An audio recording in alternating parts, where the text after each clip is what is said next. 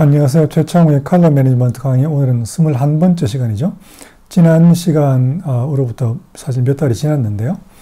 이번부터 나오게 될 내용은 상당히 전문적인 분야에 관련된 내용이에요. 지난번 20번째까지 시간의 내용은 대부분 컬러를 다루는 우리가 대상으로 삼고 있는 거의 대부분의 분들이 널리 알고 활용할 필요가 있는 그런 내용이었다면, 이번부터는 컬러 그 자체를 작업 대상으로 삼는 사람들이 알면 매우 활용성이 높은 그런 내용이다, 이렇게 생각하시면 되고요. 그 대상이라는 것은 예컨대 잉크라든가 페인트를 만드는 그런 회사에 계시는 분들, 그 다음에 출력소, 그 다음에 인쇄소에서 일하시는 분들, 그 다음에 또는 도시색채 등등의 그 색채 자체의 어떤 프로젝트를 하는 분들 있잖아요. 색채 연구소 같은데. 그런 분들이 이제 아시면 큰 도움이 되는 거죠. 그리고 이 기능, 여러 가지 그 기능들을 설명하는 데 사용되는 소프트웨어는 바벨 컬러라고 하는 곧에서 나오는 두 가지 소프트웨어를 사용할 건데, 오늘 제가 설명을 드릴 거는 패치 툴이라고 하는 것이고, 그 다음에 이제 그 다음 시간 정도 maybe에 설명드릴 거는 CT&A라고 Color Transfer and Analysis라고 하는 내용을 가지고 있는 CT&A라는 소프트웨어예요. 이 두 소프트웨어는 일반적인 컬러 소프트웨어가 가지고 있는 그런 전문성 때문에 오는 사용자가 좁잖아요. 사용자가 좁기 때문에 굉장히 그 가격이 보통 비싸거든요. 몇천 달러 하는 게 일반적인데, 이 두 소프트웨어는 아주 기능이 많고 그 깊이도 깊은데도 불구하고 각각 125달러라고 하는 굉장히 착한 가격을 가지고 있기 때문에, 여러분들이 만약에 필요하다고 생각을 하시면 구입해서 사용을 하는데 별로 부담이 없을 거라고 보여요. 그리고 이 두 가지 소프트웨어는 아까 말씀드린 것처럼 기능이 굉장히 많기 때문에 그 기능들을 저도 다 알지는 못해요. 다 알지도 못하고 다 사용하지도 물론 않죠. 그래서 대부분의 분들에게는 그 기능 중에서 일부 굉장히 전형적으로 사용하는 그 부분들이 있기 때문에 그것을 위주로 설명을 드린다고 생각하시면 돼요. 자, 그러면 일단 들어가 봅시다. 바벨 컬러 패치 툴이라는 소프트웨어에 대해서 제가 설명을 드릴 거고, 그 소프트웨어는 물론 이름처럼 babelcolor.com이라는 곳에서 구경을 하실 수가 있고, 거기 웹페이지에 있는 스토어에 들어가시면 구입을 하실 수가 있어요.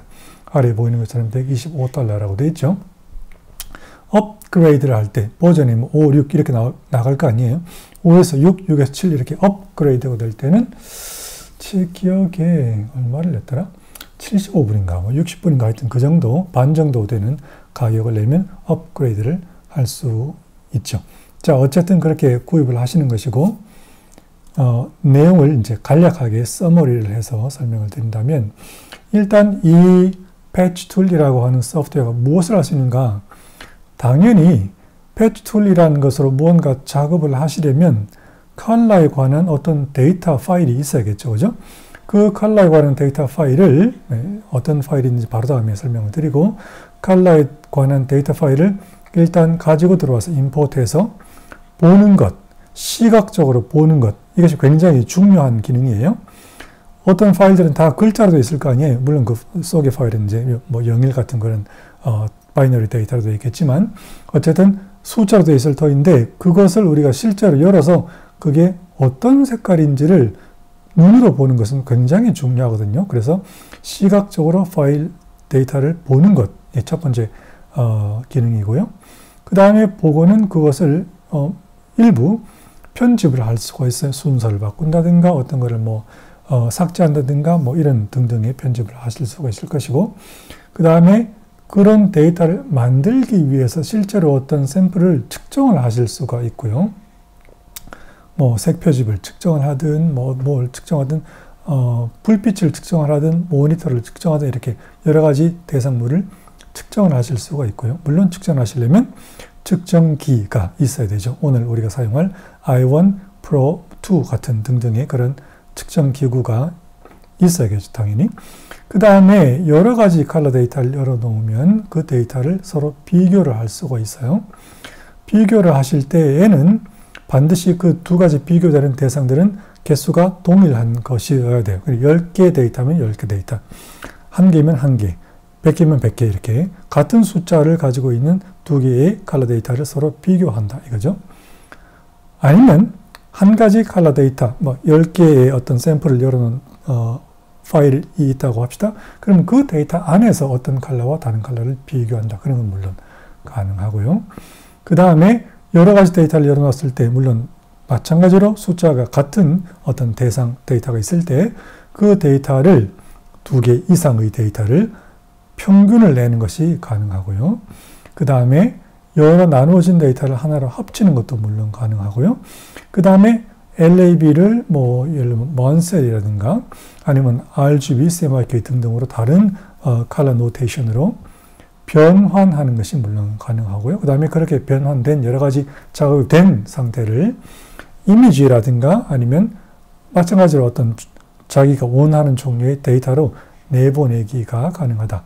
이렇게 정리를 할 수가 있어요. 그러면 어떤 종류의 데이터를 우리가 열 수 있는가? 크게 두 종류로 말씀드리자면 컬러를 측정해 놓은 데이터와 자기가 임의로 LAB라든가 XYZ라든가 XYY라든가 하는 그런 그 디바이스 인디펜던트 컬러 스페이스로 자기가 규정한 엑셀 같은 데서 규정한 데이터 그렇게 크게 두 가지가 있고요. 엑셀 데이터 같은 것은 그 자체는 우리가 직접 여기로 가지고 들어올 수가 없어요. 그래서 엑셀로 만약에 애플 같으면은 넘버즈라는 소프트웨어를 사용하겠죠. 엑셀이나 넘버즈 같은 소프트웨어를 사용해서 자기가 임의로 만든 LAB 등등의 데이터는 이따가 보시겠지만 CSV라는 파일 포맷으로 엑스포트를 하신 다음에 여기로 가지고 들어오실 수가 있어요. CSV라고 하는 것은 Comma Separated Values라고 하는 그런 간단한 텍스트 파일 비슷한 거예요. 그래서 엑셀 같은 데서 만든 것을 CSV 포맷으로 엑스포트한 파일을 가지고 들어오실 수가 있고 이거는 자기가 임의로 만들 수 있는 거죠. 그 다음에 임의로 만들 수도 물론 있겠지만 보통 측정 데이터로서 어떤 포맷이 딱 잡혀있는 텍스트 파일을 가지고 들어오실 수가 있고 그 다음에 예컨대 그 엑스라이트의 아이번 프로파일 같은 데서 측정을 하면 그게 CXF라는 파일 포맷으로 저장이 되거든요. 그러한 측정 데이터, CXF 포맷을 가진 측정 데이터 같은 것들을 다 가지고 들어와서 우리가 앞에 말씀드린 여러 가지 작업을 하실 수가 있어요. 그 파일들은 스펙트럼 데이터가 들어있는 스펙트럴 데이터일 수도 물론 있고 그 다음에 그냥 단순한 LAB, LCH, XYY, XYZ 같은 그런 디바이스 인디펜던트 컬러 스페이스 데이터일 수도 있고 아니면 RGB, CMYK 같은 그런 디바이스 디펜던트 컬러 스페이스 데이터일 수도 있어요. 물론 RGB, CMYK 같은 디바이스 디펜던트 컬러 데이터를 가지고 들어올 때는 이게 어떤 색 공간에서 의도하는 RGB인지 아니면 CMYK인지를 명시를 해 주어야만 하겠죠. 그 지점이 이해가 안 되시면 저 앞에서부터 다시 보고 오셔야 되는 거예요. 자, 이런 파일 포맷들을 우리가 열어서 이런 작업을 할 수가 있다 그런 뜻이죠. 그래서 특정 데이터, 텍스트 파일 아니면 CXF 같은 파일, 그 다음에 엑셀로 정리한 거를 CSV 포맷으로 엑스포트한 파일 그런 것들을 가지고 들어올 수 있다 그런 뜻이에요. 그 다음에 아까 여기 설명드린 것처럼 물리적인 샘플들을 반사 물체에 예를 들면 어떤 색표집이라든가 뭐 프린트라든가 이런 거 아니면 주변 광이라든가 아니면 모니터 같은 이미션, 발광체 같은 것들을 측정을 하실 수가 있고요. 만약에 그 인쇄소 같은 데 계시는 분들이라면 CMYK 컬러 패치들의 CMYK 그 뭡니까 농도를 측정을 해보고 싶을 그런 경우가 많겠죠. 그 CMYK 농도 측정도 가능하고요. 그러니까 인쇄소에서 농도를 측정하고 싶을 때 농도계라는 특정 그 목적을 가진 농도계 그 장비가 있잖아요. 그거를 구입하지 않고 i1 Pro 2, i1 Pro 3 같은 그런 스펙트럴 포토미터와 그 다음에 지금 설명드리려고 하는 이런 패치들 등의 소프트웨어를 사용하시면 농도도 측정이 가능하다는 거예요. 그 다음에 ICC 프로파일이라든가 아니면 어떤 이미지에서 컬러 데이터를 뽑아낼 수도 있어요. ICC 프로파일 속에 측정되어 있는 데이터가 있으면 그 측정 데이터를 여기서 extract, 추출할 수 있다 그런 뜻이에요. 그 다음에 이미지 속에 어떤 프로파일이 붙어 있는데 그 프로파일이 내가 가지고 있지 않은 거라서 거기서 추출을 해서 별도로 사용을 하고 싶다 할 때도 그런 이미지에서 부착되어 있는, 포함되어 있는 ICC 프로파일을 추출하실 수가 있다. 그 다음에 아까 설명드린 것처럼 샘플 컬러를 열어놓은 다음에 그것을 시각적으로 비교를 하고요. 그 다음에 그 색깔 차이가 시각적인 차이일 뿐만 아니라 우리가 예전에 배웠던 델타 E 색깔 차이, 델타 E라는 것으로 여러 가지 종류의 델타 E로 어떤 차이가 나는지를 값을 얻어낼 수도 있다. 그죠? 그 다음에 또한 컬러 컨버전, 색깔 변환이 가능하다 그랬죠. 아까 여기 설명드린 거예요. 그 다음에 컬러 데이터를 평균 낼 수 있다고 그랬고요. 그 다음에 요건 조금 약간 의외의 기능이 있는데요. 이 기능은 한 몇 버전 전 정도부터에 추가된 거예요. 원래는 없었는데 XYZ나 LAB 같은 디바이스 인디펜던트 컬러 스페이스를 가진 데이터로부터 거꾸로 스펙트럴 데이터를 생성해내는 기능이 있어요.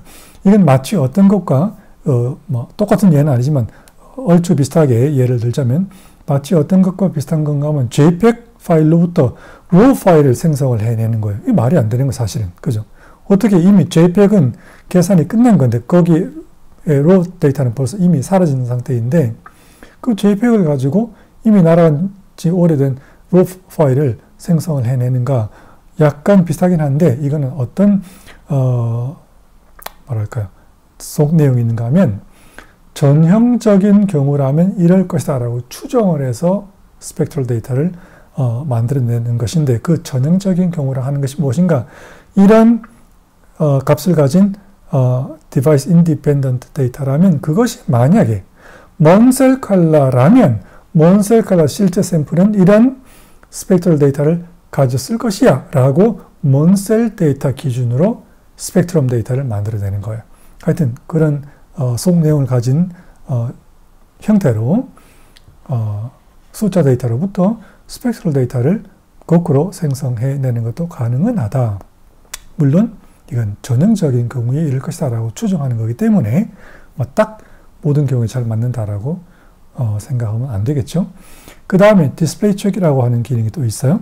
예컨대 내 그 디스플레이가 RGB 그 다음에 또 RGB를 섞은 그레이스케일이 어떤 스텝으로 쭉쭉쭉 이렇게 밝아지는지 그 성향을 체크한다든가 아니면 내가 내 그 모니터에 캘리브레이션 된 상태가 얼마나 정확한지 디스플레이 정확성, accuracy 체크 같은 거를 할 수가 있다. 이것 말고 물론 등등 기능이 많지만 대략 이것만 알더라도 우리가 충분히 컬러 작업하는데 활용할 수가 있다. 자, 이렇게 기능을 전체를 정리할 수가 있겠고 그러면 이건 끄고 이제 실제로 우리가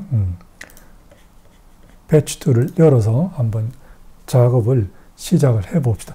패치 툴이라고 하는 걸 여시면 거기에 열려지는 창은 그냥 아주 간단하게 생긴 그리고 작은 이 두 개 창이 다예요.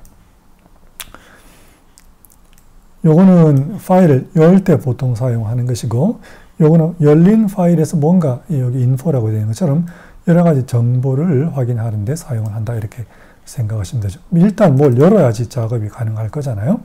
그래서 열어봅시다. 어떤 것을 열어서 작업이 가능하다고 했냐면 예컨대 엑셀이나 넘버스 같은 데서 작업을 해 놓은 어떤 데이터를 예컨대 이런 데이터가 있다고 쳐봐요. 이 데이터들 다 제가 누누이 말씀드리는 저희 책의 링크 있죠. 거기 찾아가시면 책의 앞에 일러두기 끝에 보면 링크가 있어요. 거기 링크 가시면 다 샘플 파일들이 있습니다. 이 파일도 있는 거예요. 자, 이거는 지금 서울색 50개를 LAB를 정리해 놓은 numbers 파일, 엑셀 파일이라는 뜻이죠. 이런 엑셀 파일 또는 넘버스 파일에는 규칙이 있어요. 뭐냐? id와 name과 그 다음에 그 컬러 데이터 RGB면 RGB, LAB면 LAB, XYZ는 XYZ 딱 그것만 있어야 되고 빈칸이 있으면 안 돼요. 엑스트라가 있으면 안 된다 그런 거죠. 꽉 차 있죠. 빈 거 없이 엑스트라가 전혀 없죠. 그렇게 되어 있고 여기 LAB에 뭐 D50 이런 글자가 있으면 안 돼요. 요 아스테리스크 별표는 있어도 되고 없어도 되지만 다른 글자는 있으면 인식이 안 돼요. 그러니까 XYZ, LAB, LCH 그렇게 딱 정리가 되어 있어야 되는 거다. 그런 뜻이죠. 자, 이게 있으면 넘버스이든 엑셀이든 그 자체 파일은 여기 패치툴로 인식이 안 된다 그랬으니까 제가 어떻게 해야지 인식이 된다 그랬냐면 CSV라는 파일 포맷으로 엑스포트를 해야 된다 그랬단 말이죠. 엑스포트 to 예컨대 넘버스에 가시면 여기 엑스포트 to가 있어요. CSV라고 있죠. 그렇게 하고 세이브 하시면 되는 거예요. 그렇게 하시면 이제 어떤 파일이 나오게 되는가? 바로 여기 있네. 예, 여기 바로 그 파일이죠. 아까 똑같은 거고 CSV라는 파일 포맷을 가지고 있죠. 그러면 요거 열리는 거죠. 이렇게 여기다가 타치를 하시면 오픈이 되는 거예요. 여기 단추에다가 오픈을 하시면 여기 속에 LAB 데이터가 들어있는데 LAB 데이터도 마찬가지로 어떤 광원 하에서 몇 도 각도로 보는 것을 의도로 하는 데이터인가를 부여를 해줘야 되죠. 여기는 물론 D52도라고 제가 딱 명시를 해놨죠. 기준 광원은 D50 기준 광원이고 관찰자 각도는 2도짜리를 의도로 하는 것입니다. 라고 이렇게 설정을 하고 하면 데이터가 열려지죠. 이게 바로 그 CSV 파일 속에 들어있는 이 3개씩 50개의 숫자들의 LAB 숫자들의 실제 색깔이에요. 그래서 이런 식으로 파일을 열어서 실제 색깔을 우리가 시각적으로 확인을 하는 거죠. 시각적으로 확인하는 건 어떤 면에서 매우 중요한 것이 있는가 하면 물론 내가 작업해 놓은 게 무슨 색깔인가를 보는 것 자체가 당연히 물론 중요하지만 그것 이외에 어떤 잘못을 내가 그 파일에다가 했는지를 아주 손쉽게 발견하실 수가 있어요. 제가 이걸 여러 번 경험한 건데요. 다른 어떤 데에서 물론 제가 잘못을 했을 수도 있을 것이고 데이터를 막 만들어 오잖아요. 그럼 그 데이터는 수백 개의 글자가 적혀 있는 거예요. 숫자. 그 숫자가 어떻게 잘못되어 있는지는 숫자를 보고는 알아내기가 굉장히 어려워요. 그럴 거 아니에요? 그런데 그걸 딱 열었을 때 내가 그 색깔들이 대략 어떤 스타일을 가지고 있을지는 당연히 내가 작업한 것이면 알 테니까 나의 예상에 비껴가는 얼토당토하는 색깔이 딱 보일 때 아, 이 녀석은 잘못됐구나라는 걸 아주 쉽게 보자마자 알 수 있겠죠. 예컨대 이런 많은 숫자들 중에서 여기에 37212, 32라는 게 있어야 되는데 L이 만약에 잘못 써서 마이너스 37이 되어 있다. 그러면 그거는 0이라고 처리가 될 거 아니에요? 그러면 블랙이 나올 거예요. 여기는 블랙이 있으면 안 되는 데이터인데 완전히 블랙이 보인다. 그러면 뭔가 잘못되어 있다는 거죠. 또한 마찬가지로 여기서 3712, 32인데 예컨대 여기 또 잘못돼가지고 마이너스 32가 되어 있다. 그러면 이거는 지금 32니까 B가 노란 계통이 나오는 그런 컬러잖아요. 만약에 마이너스가 잘못 붙으면 파란 계통이 되겠죠. 그러니까 내 의도와는 전혀 다른 색깔이 보이고 있겠죠. 그런 식으로 내 의도와 다른 컬러를 확인을 해서 아, 이 녀석이 잘못되었나 보다 하는 것을 매우 손쉽게 빨리 일종의 확인할 수 있는 그런 장치로 사용을 하실 수가 있어요. 자, CSV 파일을 열 수가 있다는 걸 방금 보셨고 일단 연 김에 다른 데이터를 열면 또 이제 복잡해지니까 여기 보시면 여기 밑에 여기 3이라고 되어 있는 것 같은데 이게 3이 아니고요. ILL이에요. 앞에는 I가 대문자이기 때문에 길게 써 있고 그래서 세 개가 똑같은 글자로 보이죠. ILL은 뭐냐? 일루미넌트라는 거예요. 기준 광원이 뭐냐? 즉 이 데이터를 기준 광원 무엇의 기준으로 보고 있는 상태냐 또는 계산되고 있는 상태냐 그걸 이제 설정하는 거죠. D50라고 처음에 들어올 때 이미 설정을 했잖아요. 그 얘기고 이건 스펙트럴 데이터가 아니기 때문에 스펙트럴 데이터라면 이따 보시겠지만 여기에 스펙트럼이 다 나오게 되어 있습니다. 여기에 마우스가 지나가는데 이 칸에 스펙트럴 데이터가 표시되지 않으면 여기는 스펙트럼이 없다 그런 뜻이에요. 스펙트럴 데이터가 아니기 때문에 이 observer, 즉 시야각 관찰자 앵글은 변경하실 수가 없어요. 그런 계산은 되지 않아요. 무엇은 할 수 있는가 하면 D50 2도라고 열었지만 이 상태에서 이것을 기준 광원을 바꾸면 LAB가 어떻게 바뀌는지에 대해서는 계산이 가능해요. 예를 들어서 이 노랑을 한번 보세요. 이 노랑을 원래 우리가 의도대로 D50라고 했죠. 노랑 D50에 LAB가 값이 뭔가 여기 끌어와서 한번 볼까요? 여기를 보시면 LAB가 보이죠. 86에 2에 85죠. 그리고 만약에 이 데이터를 비록 스펙트럴 데이터는 아니지만 D65 상태로 환산해서 계산한다면 이 노랑은 어떻게 될까? 보시면 아까와 다르죠. 85.48 마이너스 이렇게 나오잖아요. 그러니까 이 데이터가 일루미넌트가 달라졌을 때 어떤 LAB를 갖게 될 건가 하는 것까지는 보실 수가 있어요. 자, 요건 그런 용도이고요. 그 다음에 row라고 하는 거는 이 row는 이 몇 줄, 몇 열 이거잖아요. 지금 5라고 돼 있죠. 근데 옆에 floating이라고 돼 있단 말이죠. floating이라는 말은 내가 끌고 다니는 대로 그 row가 바뀐다 그런 뜻이에요. 그게 floating이라는 뜻이에요. 그러니까 이렇게 하면 row가 열이 커질 거고 늘어날 거고 이렇게 하면 점점 줄어들겠죠. 이렇게 하면 5개짜리 딱 이렇게 돼 있을 거고 그렇게 내가 가지고 다니는 대로 이렇게 그 비례를 바꾸고 싶으면 플로팅을 선택하시면 되는 거고 딱 고정을 하고 싶으면 여기 있는 것처럼 뭐 4개든 10개든 뭐라고 딱 숫자를 입력을 하시면 그 개수의 열로 이렇게 정리가 되는 거다.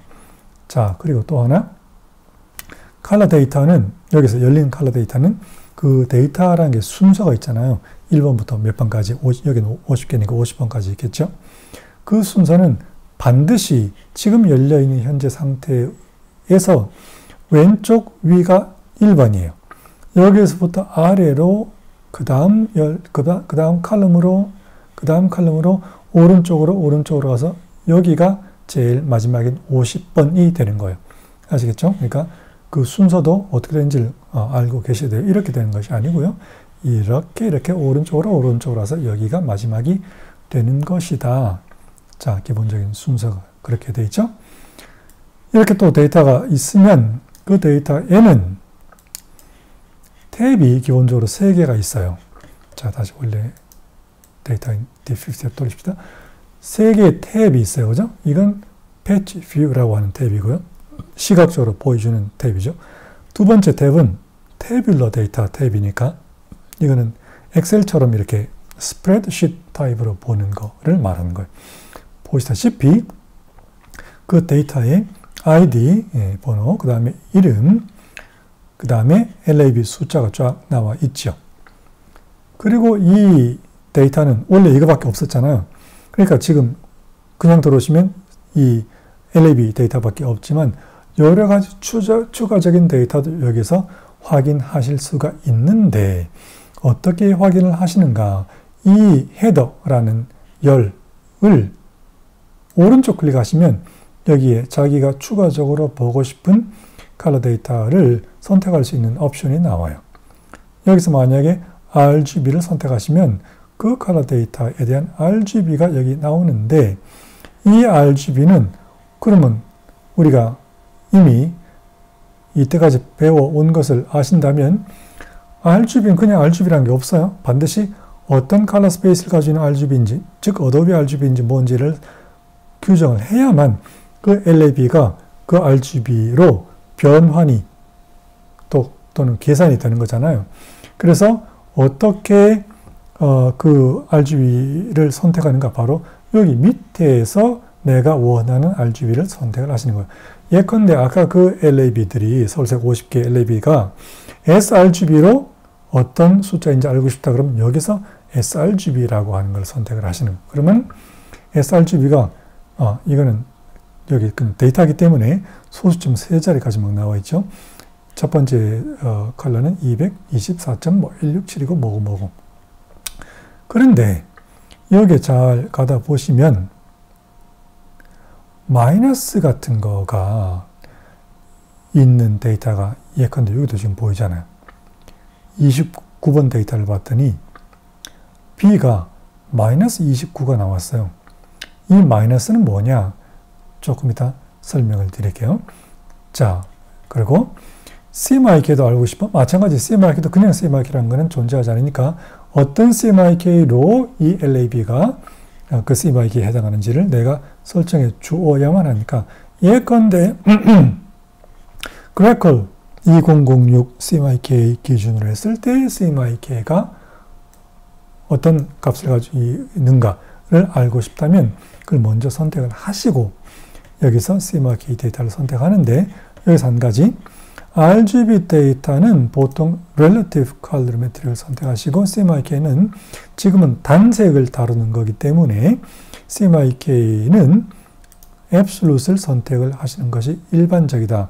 이걸 선택해야만 하는 건 아니지만 일반적으로 이렇게 하는 것이 좋다라고 일단 추가를 하고 Absolute Colorimetric 이게 무슨 말인지 모르면 마찬가지로 옛날로 돌아가셔서 다 설명을 듣고 이해를 하시고 오셔야 되는 거예요.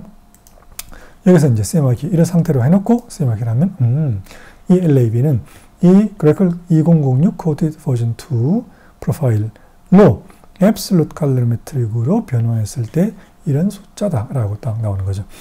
여기는 마이너스는 없어요. RGB는 마이너스는 있지만 CMYK는 마이너스가 없는 대신에 0이 나와요.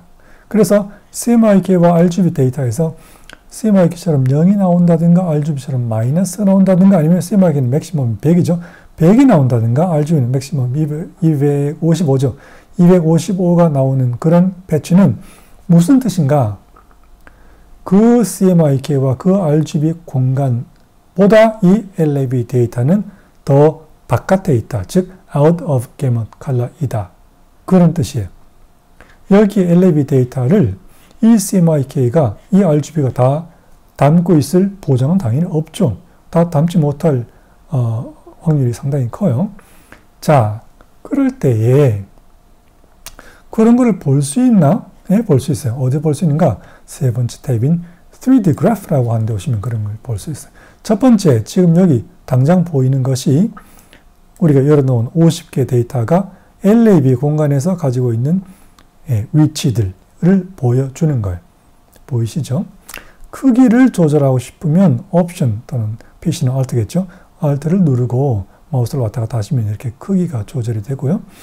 그 위치 자체를 옮기고 싶으면 Shift 버튼을 누르면 이렇게 위치가 이동이 되죠. 그래서 자기가 보고 싶은 대로 옮기신 다음에 자, 이렇게 50개 데이터가, 컬러 데이터가 LAB 공간에서 이런 위치를 가지고 있구나 하는 거는 보시고 아까 우리가 선택했던 sRGB를 가정한다면 sRGB 안에 담기는 색깔, 담기지 못하는 색깔은 무엇인가를 보고 싶으면 여기 RGB 프로파일이라는 걸 딱 클릭하시면 이 RGB 프로파일이 아까 우리가 선택했던 테이블러 데이터에서 선택했던 그 RGB, 즉 sRGB 색깔 공간이에요.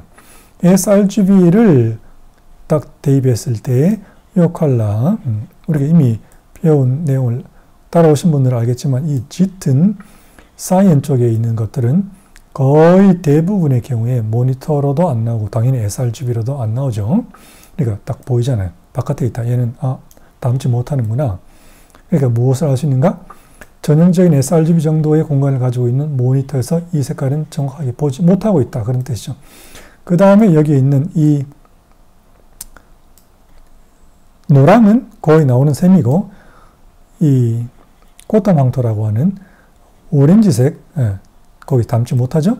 그 다음에 밑에 있는 약간 이건 뭐라고 할까요? 약간 어두운 노랑 이것도 거기 sRGB 스페이스에 담지 못하는 거죠. 그러니까 어떤 것들이 거기 게뭇 바깥인지 out of 게뭇인지를 확인하실 수가 있다. 그거예요. 이렇게 RGB 프로파일을 켜시고 RGB 프로파일의 공간은 이렇게 지금처럼 안이 들여다보기 좋게 하려면 와이어라고 하시고 이렇게 다 싹 뭐랄까요?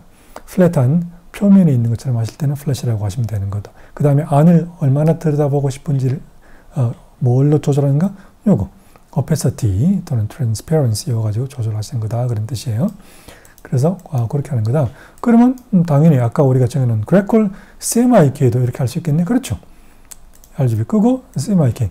이 CMYK는 어디서 나오는가? 테이블러 데이터에서 여기서 설정한 요거가 바로 자동으로 적용이 되는 거예요. 그래서 보시면 그 50개 데이터 중에서 아까 말씀드린 그 데이터를 포함해서 이런 지금 보고 있는 것들은 이윤세로는 정확하게 표현이 되지 않는구나라는 걸 아실 수가 있죠. 아까 우리가 sRGB에 담지 못했던 요거는 오히려 이윤세로는 나오죠. 충분히 나오죠. 그러나 또 아까는 sRGB 공간에서 보았던 요 데이터들은 이윤세로는 정확하게 나오지 않아요. 그런 거를 보는 기능을 하는 게 바로 3D 그래프라고 하는 것이다. 자, 그럼 다시 간단하게 이제 활용하는 걸 봤으니까 다시 여기 테이블러 데이터로 돌아옵니다. 테이블러 데이터에서 우리가 이런 것들을 추가적으로 볼 수 있는 거 봤으니까 이거 말고도 이제 RGB CMYK도 값을 알 수 있겠고 그 다음에 XYY도 필요하면 알 수 있겠고 당연히 LCH도 만약에 원하면 알 수 있겠고 그 다음에 XYZ도 원한다면 알 수 있겠죠. 이렇게 모든 데이터를 다 보실 수도 있는 것이다. 그런 거예요. 자, 그러면 각각의 그 컬러 데이터를 열어놓은 창에서 주로 무엇을 할 수 있는지 딱 그림이 대충 잡혔죠. 그 다음에 이 화면에서 즉 패치 뷰에서 우리가 할 수 있는 것 또 한 개 더 설명을 드리면 내가 만약에 이 데이터 안에서 어떤 색깔과 어떤 색깔을 비교를 하고 싶어요. 비교를 한다는 것은 시각적으로 비교도 하고 딱 맞대가지고 그 다음에 델타 E라는 것, 즉 색차 그 값도 알고 싶어요. 색차를 알고 싶으면 당연히 그 색차를 어떤 종류를 원하는지 색차도 내가 원하는 걸 설정을 해야 되죠. 그건 어디서 설정하는가? 여기서 설정을 하시는 거예요. 델타 E, 세모를 누르시면 여러 가지 많이 나오죠. 제가 주로 사용하는 CID 델타 2000짜리 LAB 데이터를 이용하는 것, 이걸로 사용을 보통 합니다.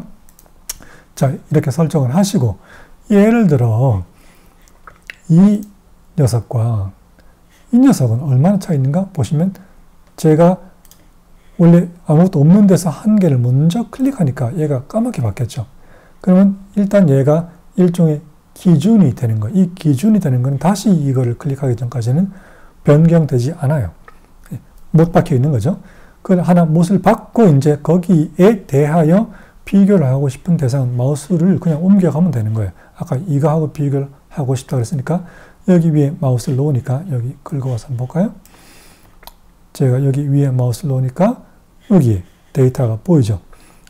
델타 E가 이 델타 2000 기준으로 10.1이고요. 그 다음에 각각의 L, A, B의 차이, 델타 2000 기준으로 계산한 L과 A와 B의 각각의 차이는 10.1 바로 오른쪽에 보이죠? L 차이는 5.84가 나고 A 차이는 마이너스 10.0이 나고 B는 마이너스 35.0이 난다고 되어 있어요. 이 마이너스는 무슨 뜻인가 하면 제가 쓴 책에 읽어보시면 다 나오는 내용이에요. 우리가 그냥 델타 A를 말할 때는 마이너스한 게 있을 수가 없어요. 델타는 그냥 거리 차이를 말하는 거기 때문에 마이너스 플러스는 없는데 이 마이너스는 무엇에 관한 것인가? 델타 E 전체 LAB가 아니고 전체 LAB는 10.1이고 그죠? 그 전체 말고 그걸 분해했을 때 L, 그 다음에 A, 그 다음에 B 세 가지 항목으로 별개로 봤을 때 이것에 대하여 이것이 그런 뜻이잖아요. 따라서 이건 무슨 뜻인가 하면 이 색깔에 대하여 이 색깔이 밝기로는 5.84가 더 밝죠 지금. 그러니까 플러스예요. 그리고 A라는 거는 플러스 쪽으로 가면 뭐예요? 붉은색. 마이너스 쪽으로 하면 뭐예요? 초록색이죠. 그 A의 관점에서 봤을 때 기준과 비교하면 이 색깔은, 제가 마우스를 놓고 있는 이 색깔은 A는 10이 숫자 자체가 아니에요. 델타 2000은 숫자 자체를 계산하는 게 아니에요. 델타 2000으로 계산했을 때 A가 10이 적다. 즉, 더 초록색에 가까운 그런 색조를 띠고 있다. 그런 뜻이에요. 그래서 마이너스가 나오는 거예요.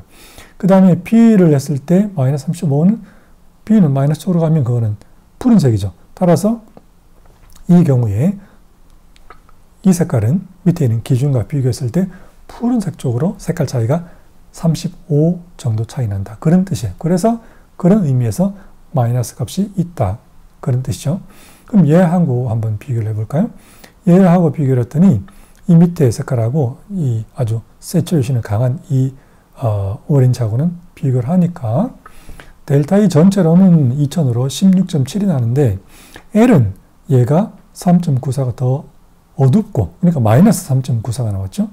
A로 치면 얘가 훨씬 빨간색이 강하니까 21 차이가 나고 그 다음에 P로는 마이너스 23이니까 노란기를 따지면 훨씬 얘가 노랗고 것보다는 푸른기에 더 가깝다라고 데이터를 지금 보여주고 있는 것이에요. 자, 그런데 여기서 잘 보세요. 여기 지금 에러가 있어요. 무슨 에러가 있는가? 이 컬러 디스플레이는 잘 보세요. 여기 있는 이 컬러들과 정확하게 같은 컬러가 나와야 되는데 컬러를 잘 보세요. 한눈에 봐도 이 컬러가 다르죠. 이거는 다른 게 의도가 아니고 원래는 같아야 되는 건데 지금 현재의 macOS, 이 macOS는 몬트레이 시스템인데 지금 제가 설명하고 있는 이 macOS는 몬트레이 시스템에서 이 소프트웨어와 뭔가 그래픽 그 처리상에서 에러가 발생하는 거예요. 그래서 여기는 색 관리가 지금 정확하게 되고 있는 상태인데 여기서는 색 관리가 지금 안 되고 있는 상태다. 윈도우에서는 문제가 없다고 제가 얘기를 들었고 그 다음에 맥에서도 이전에는 없었는데 지금 최근 시스템 뭐 완전 최근 아니면 지금 제가 설명하고 있는 몬트레이 시스템에서는 뭔가 이 인포 창하고는 그 디스플레이 색깔 정확성이 문제가 좀 있다. 그거를 인지를 하고 계시는 것이 좋아요. 어쨌든 색 관리가 여기서는 잘 안 되고 있다 이거죠. 의도치 않은 에러기 때문에 그 개발자에게 제가 물어봤더니 곧 개선을 문제점을 찾아내서 어디가 문제가 있는지 가능한 빨리 개선을 하겠다고 말을 하더라고요. 자, 그런 문제가 있다는 것을 알려드리고 자, 그래서 색깔 차이를 이렇게 해서 비교를 하실 수가 있는 거다. 그리고 이제 기준을 다르게 만들고 싶으면 이걸 끄고 다른 걸 기준으로 삼은 다음에 또 하시면 되는 거고 아예 그 기준 삭제하고 싶으면 다시 클릭하시면 이제 아무것도 없는 상태가 되는 거죠. 자, 그러면 데이터를 열어서 대충 뭘 할 수 있는지를 일단 잠시 봤어요. 그러면 엑셀 데이터를 CSV로 만들어서 여는 걸 잠시 보았고 그 다음에 텍스트 파일을 열 수도 있다고 그랬잖아요. 텍스트 파일 좀 한번 열어봅시다. 어떤 텍스트 파일이 있는가 하면 예를 들어서 여기 제가 예전에 포토피아의 그 람다 프린터에 그 광택 용지 프로파일링을 하려고 측정을 해놓은 데이터가 텍스트 파일로 남아있는 게 있어서 한번 열어볼게요. 여기 속에는 텍스트 파일이고 이렇게 맥에서 탭을 스페이스바를 탭하시면 안에 데이터가 쭉 보이죠. 여기 보시면 텍스트 파일이 뭔가 포맷이 잡혀 있는 게 보이죠. 이런 포맷이 잡혀 있는 상태의 텍스트 파일이어야 되는 거예요. 이 많은 숫자가 다 뭐냐? 이게 뭐 몇 나노미터라는 게 보이는 걸로 봐서 스펙트럴 데이터가 여기 속에 들어있는 거예요. 자, 스펙트럴 데이터가 들어있는 그 프로파일링 타겟 측정 데이터를 열어봅시다. 마찬가지로 끌어서 여기에 키스를 하시면 읽어서 열어주죠. 여기는 그냥 열었어요. 왜냐하면 스펙트럴 데이터이기 때문에 D50의 2도인지 D50의 10도인지 뭐 D65의 뭔지는 내가 알아서 선택을 할 수 있도록 그냥 자유를 주는 거예요. 그래서 기본으로 D50 2도라고 지금 되어 있고 내가 만약에 다른 기준 광과 관찰자 시야각으로 해석을 하고 싶다면 다르게 하실 수도 있어요. 자, 그런데 여기서 아까 데이터와 다른 점을 제가 한 개 설명을 드릴게요. 아까 데이터는 뭐였어요? 그냥 LAB 데이터죠. 스펙트럼이 없는 거예요. 즉, 로 데이터가 아닌 거예요. 로 데이터로부터 딱 뭔가를 이미 그 계산 끝내고 꺼낸 굳어진 데이터죠. 여기는 계산하지 않은 말 그대로 로 파일이 있어요. 그러니까 여기 인포를 보시면 여기에 스펙트럼이 전부 다 보이는 거 보이시죠? 네. 스펙트럴 데이터를 열어 놓으시면 그 스펙트럴 데이터가 서로 다른 기준광 아래에서 어떤 색깔로 보이는지도 여기서 직접 보실 수가 있어요. 무슨 말인가 하면 지금은 D50 되어 있잖아요. D50 광원 말고 이 물체, 제가 측정한 물체 있잖아요. 그 물체를, 프린트죠 실제. 그 물체를 D50라고 하는 기준 햇빛 같은 광원 아래서가 아니라 예를 들면 백열등 같은 데서 보면 색깔이 어떻게 보이는지를 보고 싶다? 네, 여기 A가 바로 백열등이죠. 기준 광원 A를 선택하시면 잘 보세요. 어딜 주로 보시는가? 붉은 쪽, 노랗고 빨갛고 오렌지 같은 색깔을 중점적으로 보시면 지금은 아무 차이가 없죠? 왜 차이가 없는가? 그 기능을 끄고 켜는 게 바로 여기 밑에 있기 때문이에요. 라이트박스가 바로 그런 기능이에요. 스펙트럴 데이터를 이용해서 기준광이 다를 때 서로 어떻게 다르게 보이는지를 보고 싶어요? 그게 라이트박스 기능이에요. 네, 보고 싶어요. 그러면 ON으로 하시면 보이죠? 지금 방금 달라진 거. 다시 그 기능 끄면 D50로 보이는 거예요. 끄면 이게 햇빛 아래에서 보는 거고요. 이게 백열등 아래에서 그 프린트를 볼 때 색깔이에요. 그러면 라이트박스 기능을 켜놓고 백열등 아래에서 보는 거하고 형광등 아래에서 보는 거, 전형적인 형광등 F11이라고 하는 타입의 형광등 아래에서 보면 어떤 색깔을 한번 볼까요? 달라지죠. 그죠? 그래서 서로 다른 여러 가지 광원 하에서 어떻게 이 실물이 스펙트럴 데이터를 가지고 있을 때 실물이 어떤 색깔을 띠게 되는지를 보고 싶다고 하는 것을 하실 수가 있다. 그거를 하는 게 바로 라이트박스 ON이라고 하는 것이다. 자, 그걸 보셨고 마찬가지 여기 아까 보셨던 것처럼 지금은 스펙트럴 데이터이기 때문에 보시다시피 스펙트럼이 380나노미터에서 730나노미터까지 각각 어떤 값을 가지고 있는지 쭉 다 나오죠. 값이 너무 많으니까 헷갈리잖아요. 그러니까 이건 볼 필요 없다. 그러면 여기에서 들어가서 오른쪽 클릭해서 스펙트럼을 끄면 그건 이제 안 나오는 거죠. 자, 여기서 하시는 건 아까와 똑같은 거예요.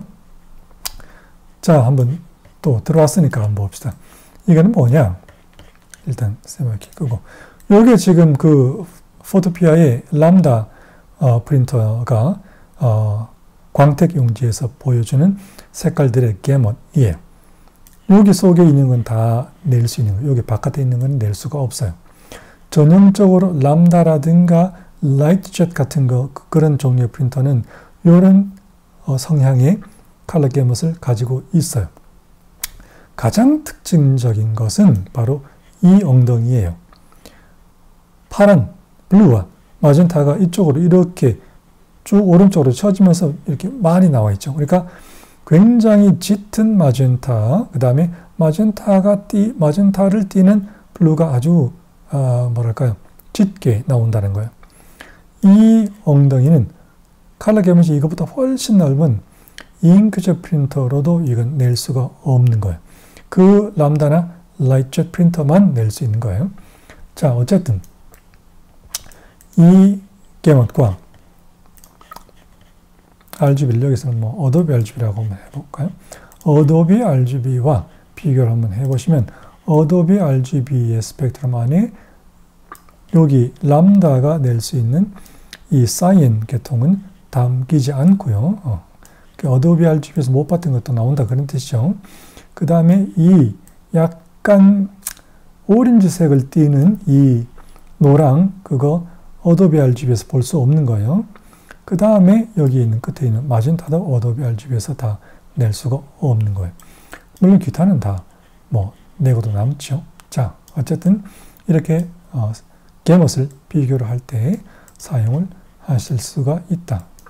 자, 그 텍스트 파일도 여는 것을 한번 보셨고, 그죠? 스펙트럴 데이터일 때 어떤 것이 스펙트럴 데이터 아닌 것과 차이가 있는 것인지도 제가 보여드렸고, 그 다음에 측정 데이터. 예컨대 i1 프로파일러 같은 데서 잉크젯 뭐 또는 등등의 프린터를 프로파일링 하기 위해서 측정을 해야 될 거 아니에요. 그 측정 데이터는 CXF 파일 중에서 측정 데이터니까 measurement 데이터라고 MXF라고 그렇게 파일 그 확정자가 붙거든요. 그 MXF 파일도 물론 열 수가 있다. 이게 CXF 포맷에 해당하는 거예요. 예를 들어서 제가 가지고 있는 3880 앱슨 프린터에서 누릭 사틴 245g짜리 용지를 프로파일링하기 위해서 제가 타겟을 측정을 한 거예요. 자, 일단 한 개를 열어봅시다. 열면 또 쭉 나오는데 이번에는 아까 두 경우와 달리 뭔가 옵션을 보여줘요. 뭐냐? 지금 이 데이터는 측정 조건, measurement condition 0, 1, 2 세 가지로 다 측정이 된 데이터를 모두 가지고 있기 때문에 그 중에서 어떤 데이터를 네가 열고 싶은 것인지 물어보는 거예요. 지금 저는 measurement condition 2, 즉 UV 컷 된 상태를 열고 싶다. 그러면 요거 M2 데이터를 클릭하시고 열면 되는 거죠. 물론 스펙트럴 데이터예요. 보시면 여기 다 스펙트럼 보이죠? 3128개의 그 패치의 데이터가 다 지금 보이는 거예요. 자, CXF 파일도 열었죠? 열고 난 다음에 하는 건 다 똑같은 거예요. 아, 이런 컬러들이구나 보는 거고, 또 서로 다른 광원에서 뭐 어떻게 이게 보이는지를 보고 싶으면 아까 배운 대로 라이트 박스를 켜시고 A 광원을 하든 무슨 광원을 하든 뭐 F2로 해볼까? 이런 광원을 하든 광원을 선택하면 그 광원에서는 그 프린트가 이런 색깔 성향으로 보이는구나 하는 것을 우리가 알 수가 있죠. 그런 걸 보실 수가 있는 거고 아까 보신 거 다 똑같은 거예요.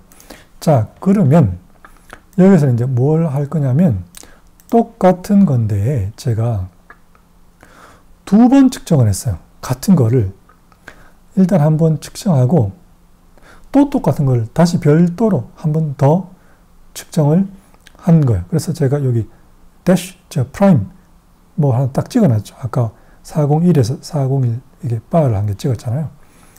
요거를 데이터를 열어볼게요. 같은 걸 제가 두 번 측정했다 그런 뜻이에요. 역시 M2 데이터를 열어봅시다. UV 컷된 상태. 열었어요?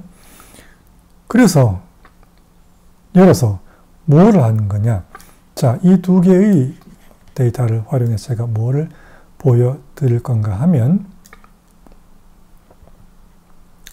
두 개의 파일이 어떤 색깔 차이가 나는지를 비교하는지 compare 기능을 설명을 드리려고 해요. 여기에 tools라는 곳에 들어가시면 여러 가지 기능이 말 그대로 툴들이 들어있는데 그 중에 아주 뭐랄까요, 많이 사용되는 활용성이 좋은 툴 중에 한 개가 바로 compare라고 하는 거예요. 비교하는 거죠. compare 하시면 열려진 파일 중에서 무엇과 무엇을 비교하고 싶은지를 선택하시면 돼요. 지금 토탈 열어놓은 게 3개 열려있죠. 3개 다 보이고 이 순서는 자기가 열어놓은 시간 순서예요. 먼저 열어놓은 것이 위에 있는 거예요.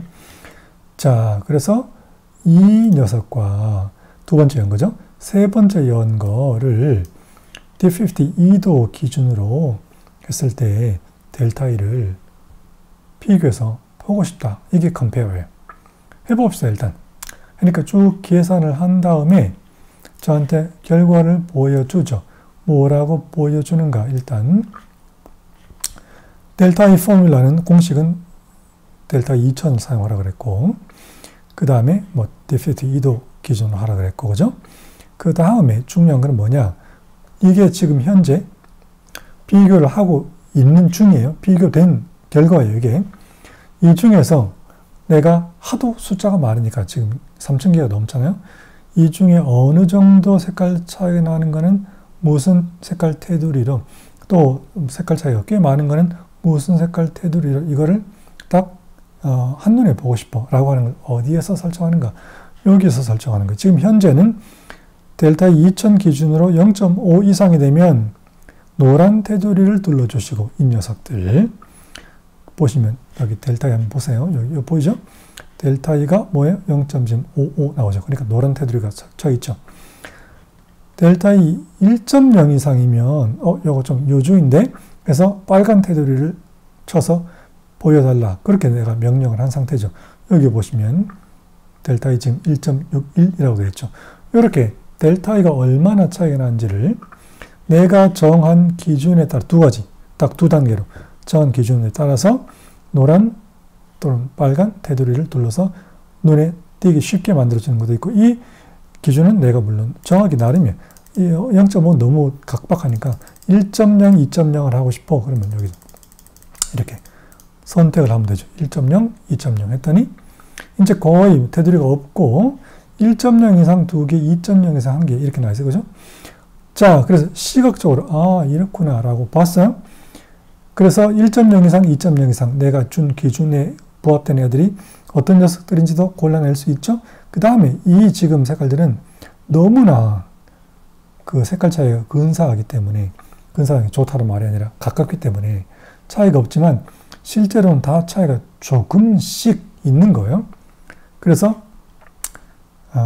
이건 다음에 다른 예로 보여드리겠다. 이건 너무 색깔 차이가 별로 없기 때문에 색깔 차이를 눈으로 보여드리기는 매우 힘든 상태고, 색깔 차이가 있으면 그 색깔 차이를 보고 싶은 패치 위에 딱 마우스가 가면 색깔 차이를 여기서 시각적으로 보여줍니다. 그러면 색깔 차이가 있다는 걸 확인을 하실 수가 있어요.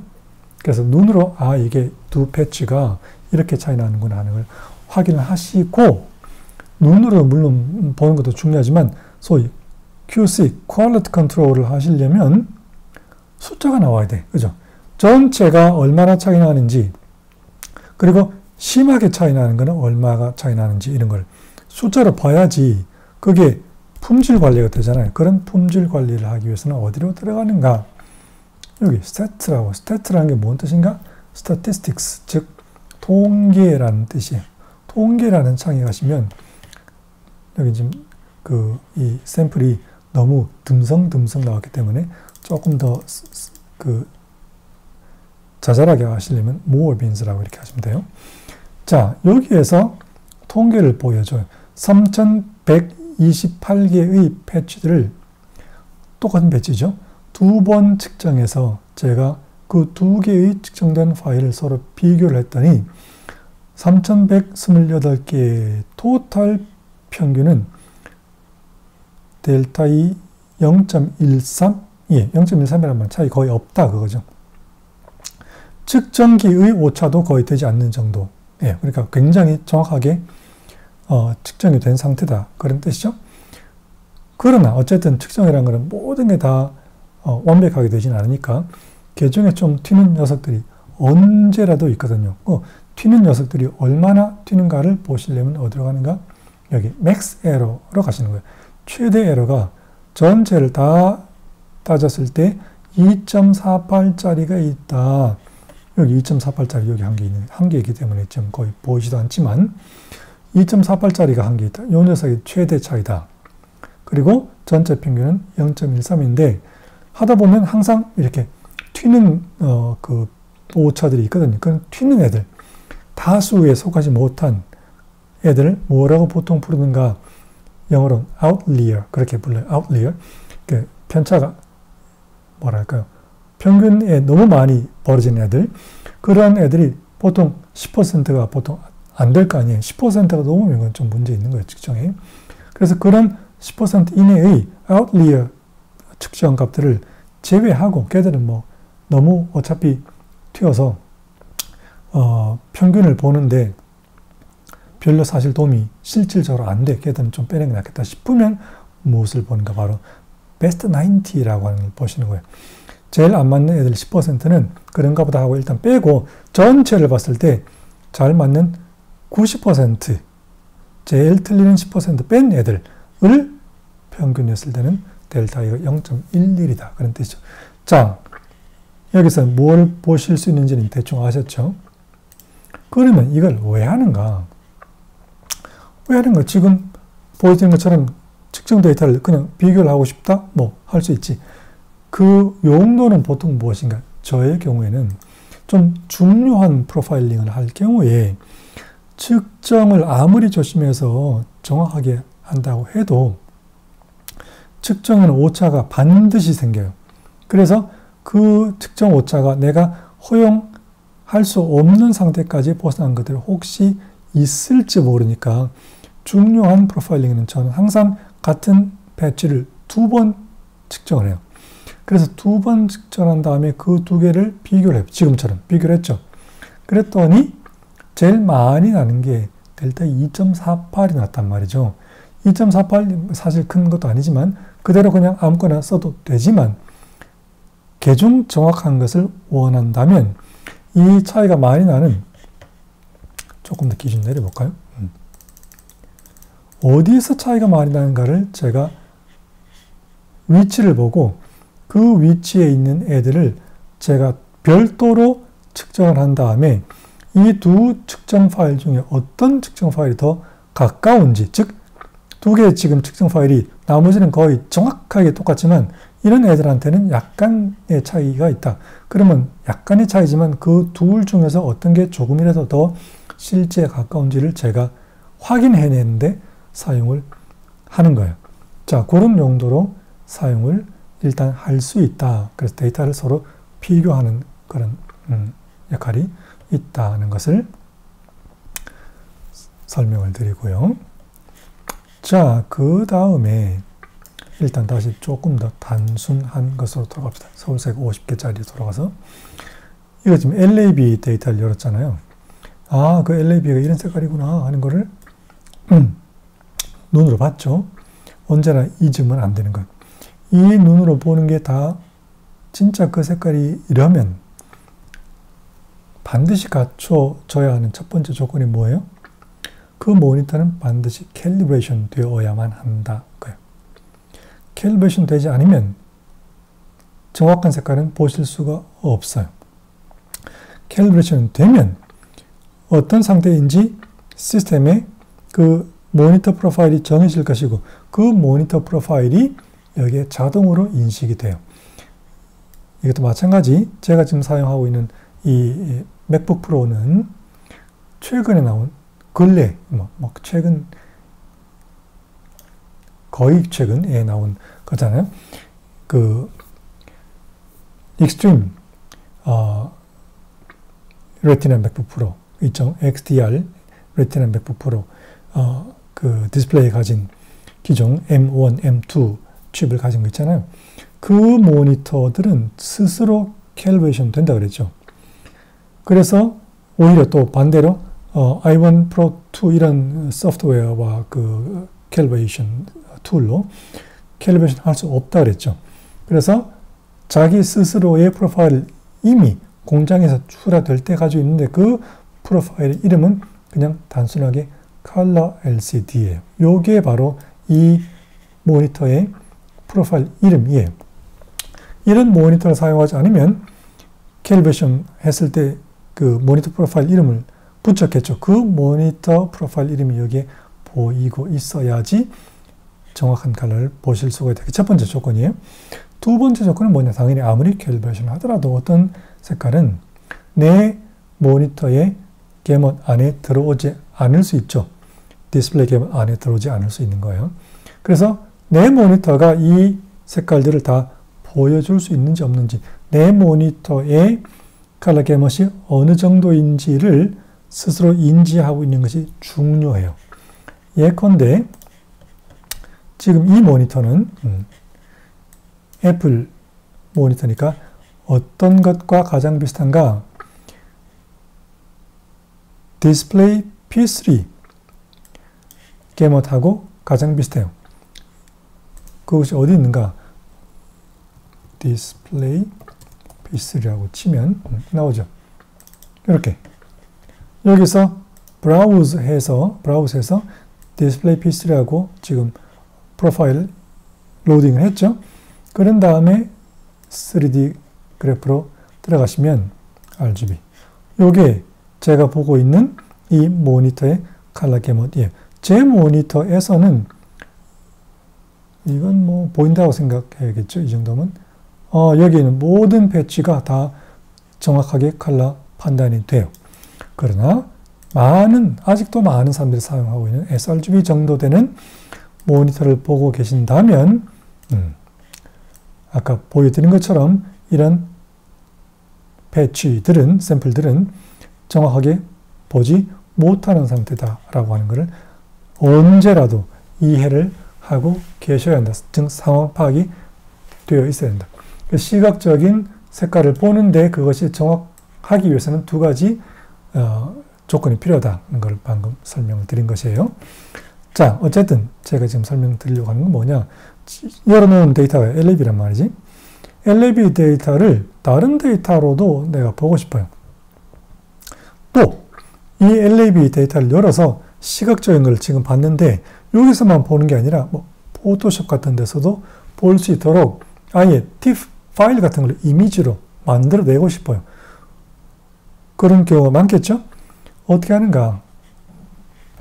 열어놓은 상태에서 커맨드 또는 PC 같으면 컨트롤 S를 누르세요. 세이브죠. 여기 세이브는 바로 엑스포트하고 똑같은 거예요. 그러니까 컨트롤 또는 커맨드 S를 누르시거나 아니면 여기는 엑스포트를 누르시거나 똑같은 거예요. 누르세요. 그러면 이제 몇 가지 옵션이 나오는데 크게 오늘 두 개만 봅시다.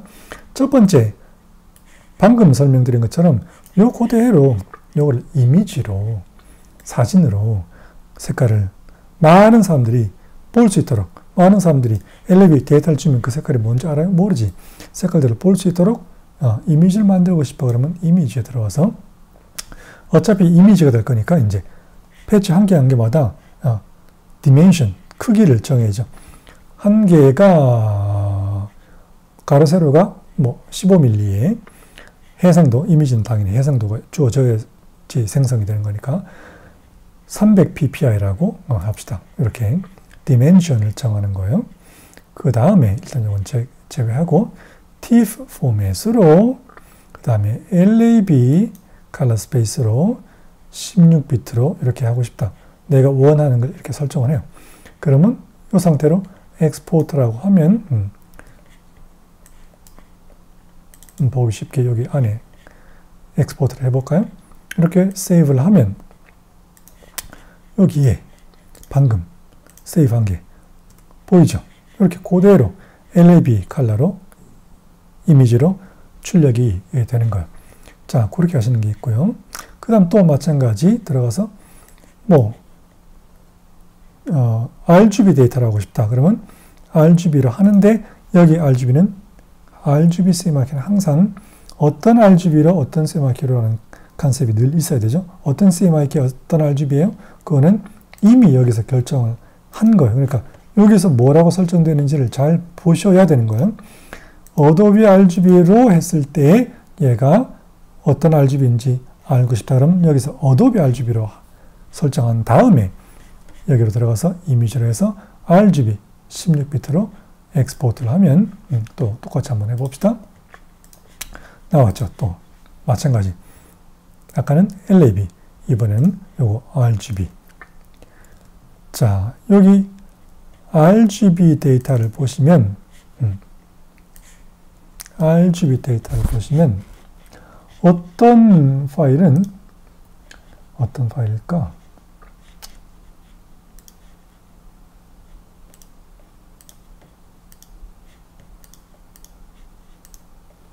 여기는 없나 보다.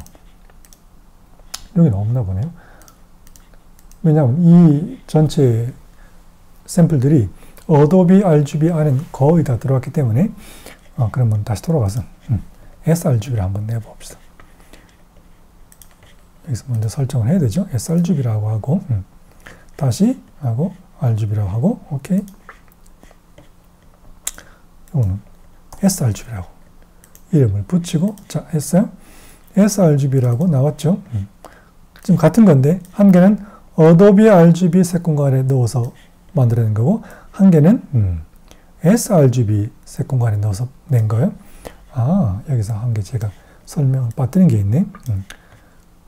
이걸 빠뜨리면 큰일 나는 건데 이 엑스포트가 된 RGB 이미지 안에는 어도비 RGB로 그 샘플들을 계산해서 만든 RGB 데이터만 들어있고 이거는 sRGB 색 공간으로 해석했을 때의 숫자를 가진 RGB 데이터만 들어있어요. 무엇은 들어있지 않은가? 각각의 프로파일은 거기에 들어있지 않아요. 사실은 그 프로파일을 같이 붙여가지고 내보내주면 훨씬 이게 친절한데 희한하게 바벨 칼라 패치툴은 아직까지 그건 안 하더라고요. 그래서 그냥 열어보시면 안 되고요. 이거는 어도비 RGB 용도니까 연 다음에는 반드시 이거는 그냥 RGB가 아니라 지금 보세요. 언태그드 RGB로 되어 있고 우리가 배운 바대로 언태그드 RGB는 여기에 샤프 표시가 있다 그랬죠. 이거는 우리가 원래 의도하던 색깔이 아니에요. 색깔을 찾고 싶으면 여기에 어도비 RGB를 할당을 하셔야 되고 할당했죠. 여기에는 뭐예요? sRGB 용도로 뺐으니까 sRGB를 할당을 하셔야만 내가 원래 의도하는 색깔에 가까운 색깔이 되는 거예요. 자, 얘는 어도비 RGB 상태로 뽑은 거고 얘는 sRGB를 뽑은 거죠. 어도비 RGB 속에는 아까의 샘플들이 거의 다 들어갔기 때문에 제가 아까 보여드리려고 했던 현상이 일어나지 않았지만 sRGB는 한번 봅시다. 여기에 또는 여기에 또는 여기에 여기 딱 봤더니 여기 보세요. 여기는 RGB가 0이 나왔죠. R이 그죠? RGB가 0이라는 것은 이 샘플은 이 색깔을 가졌던 그 샘플은 sRGB로 계산했을 때 게못을 벗어나는 것이다. 그런 뜻이에요. 아까 제가 잠시 이 데이터들 설명하다가 설명드린 거 있잖아요. RGB가 또는 CMYK가 0이 되거나 RGB로 치면 255가 되었다. CMYK로 치면 100이 된 것들은 다 그 CMYK와 그 RGB로 계산했을 때 그 샘플들이 게못을 벗어난 애들이다 라는 뜻이에요. 그러니까 고지고대로 담기지는 못했구나 라고 이해를 하시면 돼요. 자, 그래서 잊지 마시고 이렇게 이미지로 출력을 했으면 다른 사람들이 그걸 정확히 보기 위해서는 이미지를 연 다음에 의도했던 그 sRGB 또는 어도비 RGB 프로파일을 각각 assign, 할당을 한 상태로 저장을 하셔야만 한다는 것을 꼭 잊지 마시고 프로파일이 없는 상태를 가지고 보시거나 배포하시거나 하지 않도록 조심하셔라. 자, 이미지로 뽑아내는 것을 제가 방금 보여드렸고 이미지로 뽑아낼 때에 어떤 기능도 있는가 하면 이거 두 개 다 해볼까요?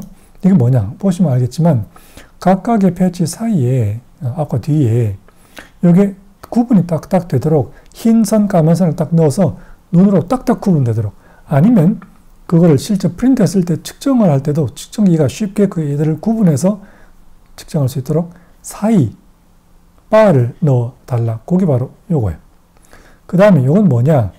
몇 열인지 1, 2, 3, 4, 5, 열 그 숫자를 표시를 해달라. 만약에 똑같이 그렇게 한번 해봅시다. 이번엔 엘리비로 해볼까? 엘리비로 한 다음에 가운데 세로 바도 넣고 그 다음에 몇 열인지 표시도 해달라라고 지금 한 거예요. 그러면 요거는 똑같은 건데 두 번째니까 다시 원 이렇게 해봅시다. 했더니 어떻게 되었는가 보시면 여기 보세요. 가운데 바가 들어왔죠? 그 다음에 1열, 2열, 3열 이렇게 로우에 숫자도 들어왔죠. 이렇게 출력을 하시면 어디에 사용하실 수 있는가 이렇게 쭉 스캐닝을 하면서 측정하는 그런 용도의 이미지로 사용을 하실 수가 있다. 자, 여기까지 하고 그 다음에 이제 이미지는 거의 봐서 이게 대충 어떻게 돌아간다는지 이해를 하셨으니까 데이터를 봅시다. 데이터를 이게 지금 열어놓은 건 LAB 데이터밖에 없는 거죠. LAB 데이터를 각각 서로 다른 CMYK, RGB, XYZ, XYY, LAB는 이미 있었고 뭐 어쨌든 포함시키고 그 다음에 LCH 이런 것들을 다 포함을 시키고 싶을 때에 어떻게 하는가 하는 거예요. 게다가 먼셀 데이터까지 아직도 먼셀 데이터를 그 데이터 표기로 사용을 하는 곳이 많은데 불필요한 또는 쓸데없는 작업이죠. 여기서 나오는 먼셀이라는 값은 이론적인 먼셀이에요. 실제 먼 셀 북에 있는 그 색깔들이 나오는 것이 아니라 그 사이에 있는 것을 계산으로 하자면 이렇다라고 하는 그런 그 이론적인 먼 셀 값이 나오잖아요. 그 이론적인 먼 셀 값을 어디다가 쓰실 거예요? 만약에 명도 색상 채도로 했을 때 5R에 4에 16 이런 게 나왔다 그래봐요. 그 5R에 4에 16 이런 거는 혹시 실제로 먼셀 북이 있을지 모르지만 5.4R에 3.2에 10.8이 나왔어요. 그 먼셀 북이 있나요? 없죠. 그 먼셀 컬러가 정확히 뭔지 그 먼셀 컬러를 보고 그 표기, 노테이션을 보고 색깔을 복원해내실 분이 있어요? 없어요, 거의. 그 말은 결론적으로 소용이 없다, 쓸데없다 그런 뜻이에요. 그러니까 먼셀 컬러는 별로 사용하지 않는 것이 좋다. 항상 무엇을 사용하시면 된다? LAB를 쓰시면 되는 거예요. LAB. 다 그게 LAB에서 나오는 거예요. 그러니까 LAB를 쓰시면 되는 거예요. 어쨌든 그럼에도 불구하고 먼셀을 또 원한다 그러면 여기 먼셀을 체크하는데 잘 보세요. 이 먼셀은 또 어디서 어떻게 나오는가 잘 보시면 패치 툴에는 프레퍼런스라는 게 그 환경 설정이 있어요. 맥은 거기 들어가시면 있는 거예요. 환경 설정에 가시면 이런 탭이 있고 각각의 탭을 보시면 이런 항목이 있는데 이거 다 설명드릴 필요는 없으니까 간단하게 설명드리면 여기 있는 게 바로 내가 지금 사용하고 있는 모니터의 프로파일 이게 그게 제대로 나와 있는지를 보는 거죠. 그 다음에 색깔 차이를 그 color difference 즉 델타 E를 어떻게 하는가에 대한 몇 가지 그 옵션들을 주는 것이고 이렇게 설정을 하시면 되는 거예요. 그 다음에 그 측정기는 또 어떻고 이렇게 설정하시면 되는 거예요. 그 다음에 엑스포트 내보내기를 할 때에 스펙트럼은 나노미터를 어떤 식으로 그 포맷을 쓸 것인가. I1 프로파일러가 잘 이해하려면 이런 식으로 해야 된다. 이런 포맷에 관련된 그런 옵션이 있고요. 그 다음에 또 스케일 0부터 100까지 할 건지 0부터 1까지 할 건지 그런 스케일에 관련된 옵션이 있고요. 그 다음에 스펙트럼 레인지는 대부분의 경우는 380에서 730 나노미터를 사용하거든요. 그러니까 자기 원하는 걸 선정하시고요. 이런 걸 하는 거예요. 그런데 아까 제가 먼셀 설명하다 들어왔잖아요. 여기 먼셀을 계산하려면 델타 E를 가지고 계산하는 거예요. 그 델타 E를 무엇을 기준으로 했을 때 가장 근접한 먼셀을 꺼낼 거냐. 그 델타의 포뮬라를 여기 선정하시는 거고 저는 대부분 델타 E 2000 쓴다 그랬고 그 다음에 먼셀 밸류를 값을 꺼낼 때에 그거를 그 스프레드시트 데이터로 출력을 할 때에 컬럼은 몇 개나 쓸 거냐. 이게 무슨 소린가 하면 만약에 지금처럼 5개 컬럼이라고 하면 이런 식으로 hue, value, chroma 즉 색상, 명도, 그 다음에 채도 세 가지의 값을 가지고 있는 그 값 한 개, 한 줄. 그 다음에 그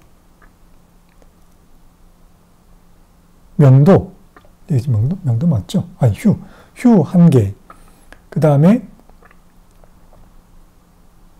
휴2는 뭐냐면 OR 그랬잖아요. 그 O가 휴1이고 R이 휴2예요. 그러니까 색상을 두 개로 나눈다는 거죠. 그러니까 휴 한 개, 두 개.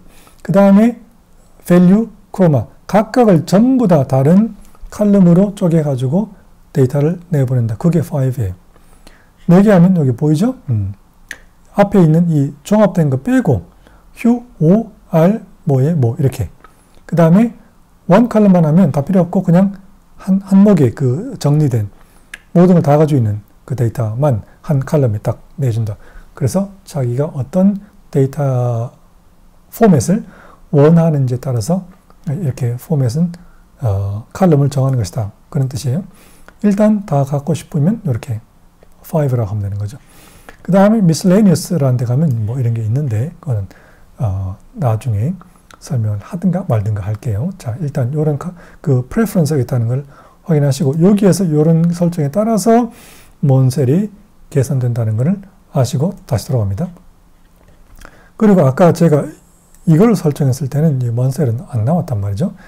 먼 셀을 엑스포트하기 위해서는 cget라고 하는 텍스트 파일을 사용을 하시는 거예요. cget라고 하는 것은 책에도 그 한번 언급이 되어 있지만 Committee for Graphic Art and Technologies Standard라고 하는 그 위원회가 있어요. 그 줄여서 cget라고 하는 거거든요. 그 위원회에서 설정한 일종의 그 포맷을 준수하는 그 텍스트 파일을 말하는 거예요. 이걸 선택했을 때는 먼셀을 거기에 담아서 꺼낼 수가 있다. 일단 있는 거 다 했죠. 자기가 포함시키고 싶은 걸 다 체크를 한 다음에 엑스포트를 하면 자 나왔죠? 텍스트 파일로 나옵니다. 이 텍스트 파일은 무엇으로 열 수가 있나요? 엑셀로 열 수 있죠. 여기서는 이제 넘버스니까 넘버스로 열어보시면 이렇게 뭔가 포맷이 딱 잡혀 있는 상태로 열려요. 온갖 무슨 그 데이터의 이름들이 있고 그 다음에 아이디 있죠. 네임 있죠. 그 다음에 데이터의 그 항목들이 있죠. CMYK, CMYK, RGB, XYZ, XYY, 또 무슨 뭐 LAB, LCH, 먼셀도 아까 우리가 5칼럼으로 내보내려고 그랬으니까 합쳐진 거, 그 다음에 hue를 둘러 나눈 거, 그 다음에 value, 크로마 나오는 거 전부 다 이렇게 나와 있잖아요. 이 엑셀 데이터를 활용을 하시면 된다. 이렇게 데이터를 엑스포트해서 활용을 하실 수가 있다. 자, 이것만 아셔도 여러분들은 굉장히 많은 일에 이거를 응용해서 사용을 하실 수가 있다. 자, 그러면 여기서 한 개 아니다. 뭐 할 만큼 하죠. 네. 조금 더 설명을 드릴게요. 실제로 샘플을 측정하는 걸 제가 보여드릴게요.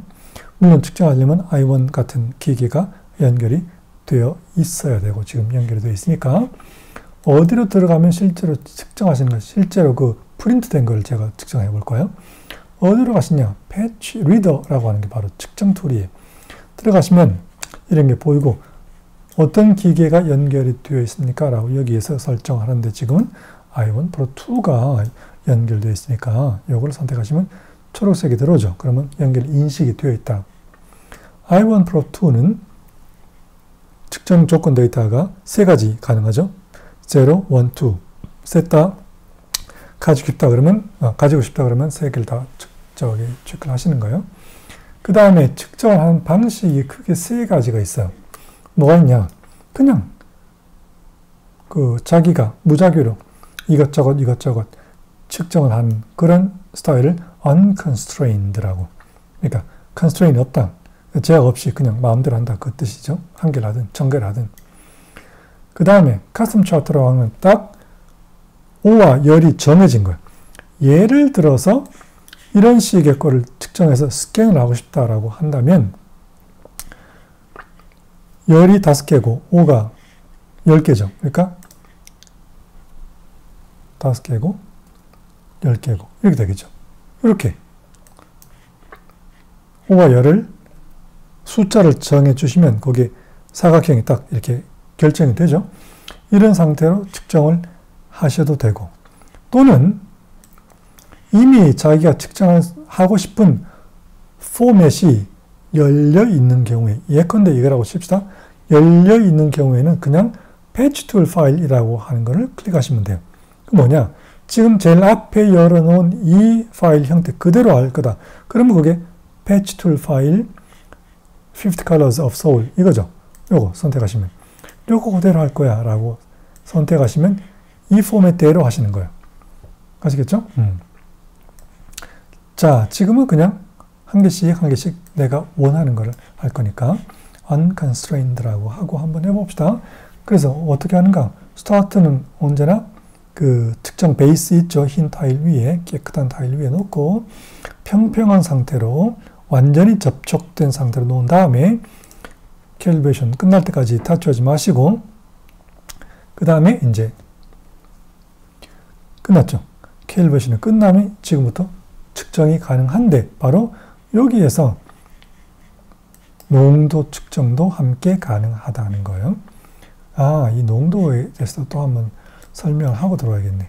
아까 잊었네요, 보니까. 일단 빠져나오고 다시 또 프레퍼런스에 들어가시면 농도가 어디에 있나? 아, 여기 있네. miscellaneous 들어가시면 reflection 반사 농도를 측정을 하고 싶을 때 어떤 기준을 사용해서 숫자를 알고 싶으세요? 라고 하는 거죠. 어떤 기준을 쓰는가? 북미 기준이면 스테이러스 D라고 하는 거고 유럽 기준이면 스테이러스 E라고 하는 거예요. 우리는 지금 스테이러스 T라고 한다고 가정해 봅시다. 여기서 먼저 설정하고 들어오는 거예요. 자, 그러고 난 다음에 다시 배치 리더 들어가셔서 아까처럼 다시 캘리브레이션을 하시고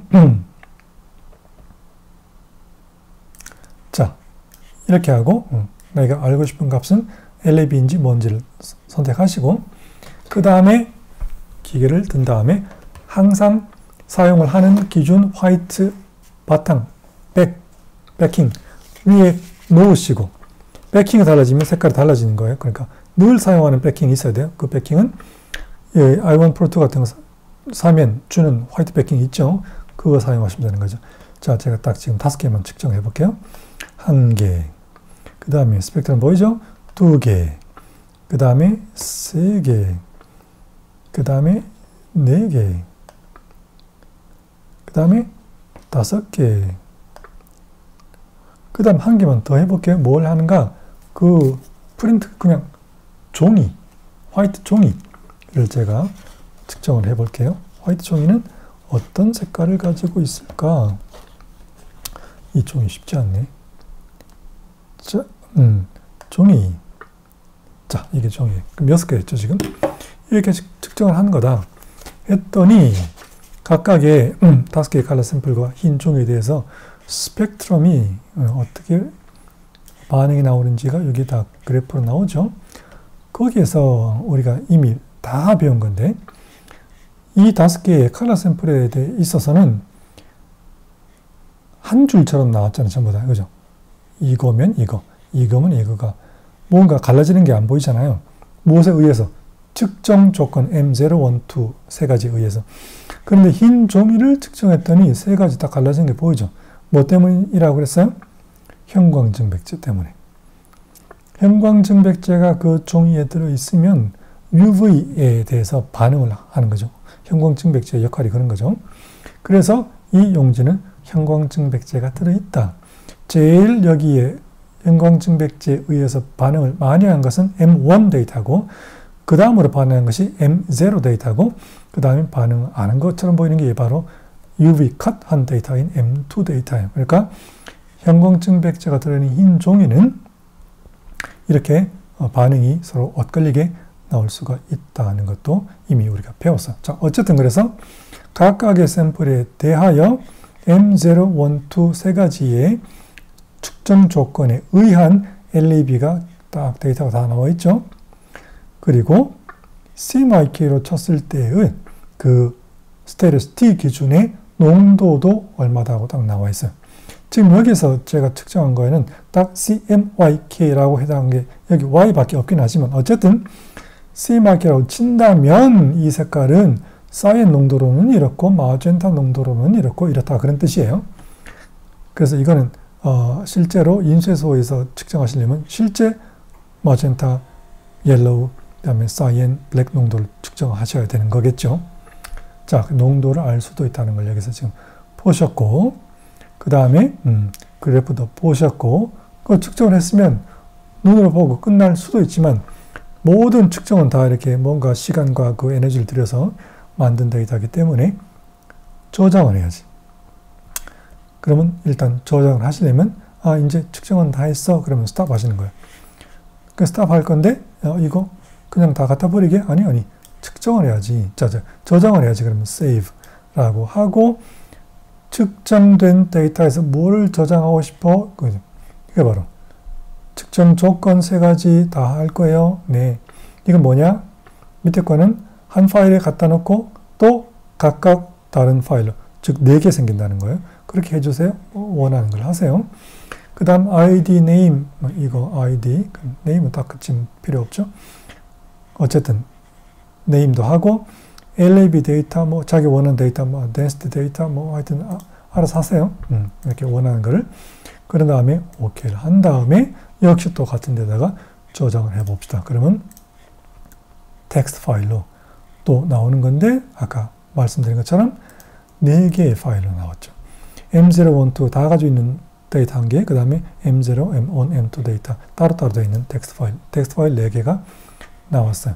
이런 식으로 측정을 할 수가 있다. 그러면 다시 처음으로 돌아가는 거예요. 측정된 데이터를 열어보고 싶어? 그러면 예를 들어 M2 데이터 열어보고 싶으면 여기에 키스를 하시면 나오죠. 아까 우리가 측정한 거 그대로 이렇게 활용을 하시는 거다. 그런 뜻이에요.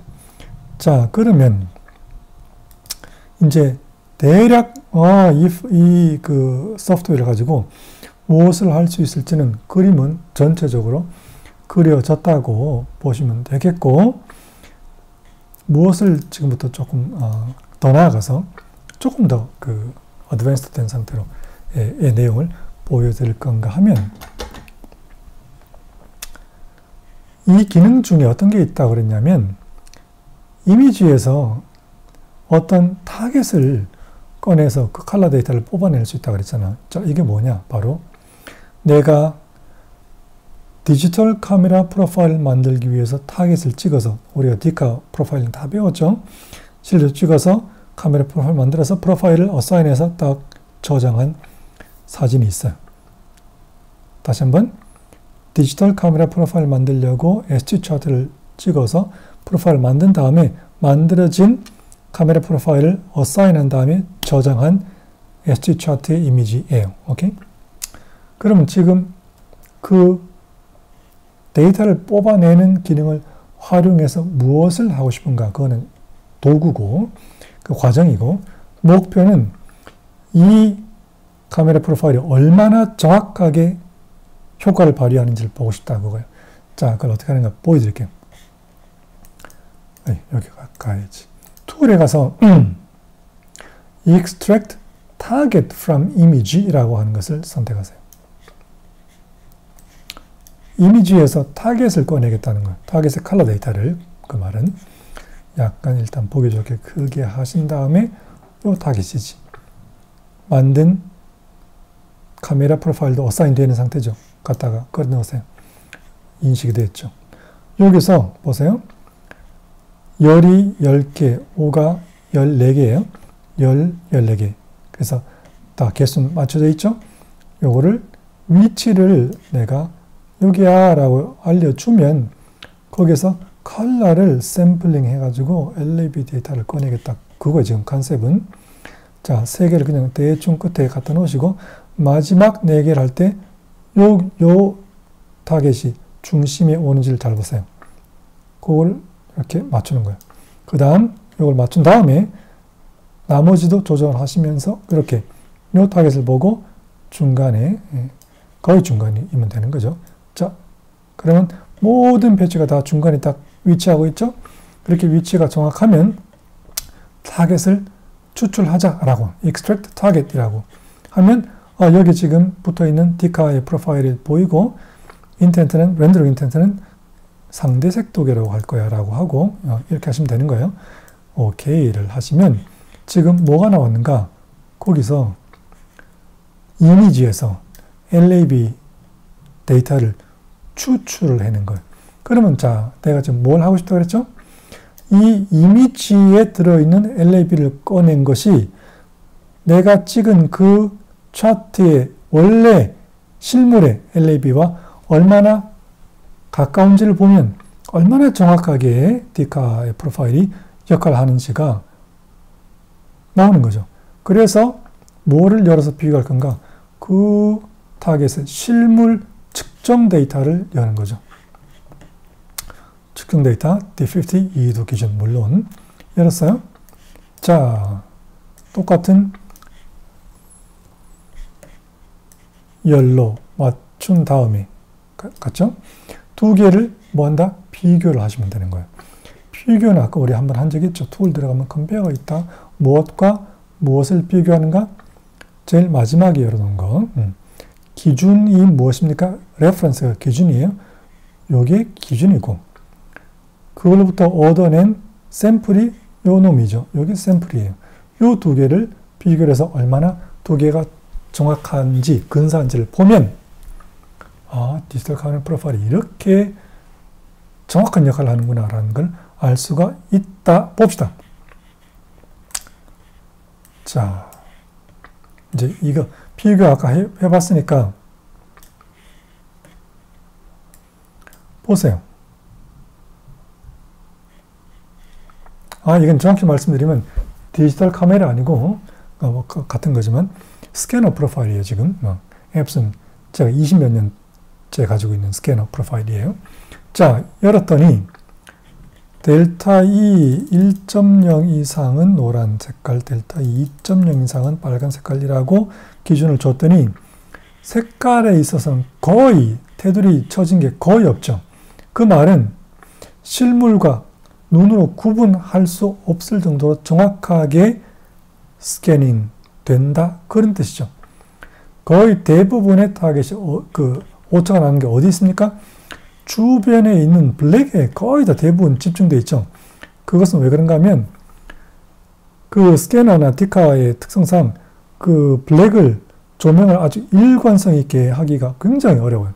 그래서 거의 블랙에만 한정되는 정도의 오차를 내고 있는 것에 따라서 우리가 아까 배운 것처럼 통계에서 베스트 90를 보시면 이것이 이 프로파일이 어느 정도 실질적으로 정확한지를 알 수가 있는데 0.36이니까 제일 안 맞는 거 10% 빼고 거의 맞는 거를 봤을 때 0.36이니까 이거는 뭐 거의 차이가 눈으로 봤을 때 구분할 수 없을 정도의 그런 효과가 있다라는 것을 아실 수가 있죠. 자, 그래서 지금 보여드린 게 스캐너 또는 디지털 카메라 프로파일이 얼마나 정확한지를 컴페어 기능을 이용해서 어떻게 확인하는지를 보여드린 거예요.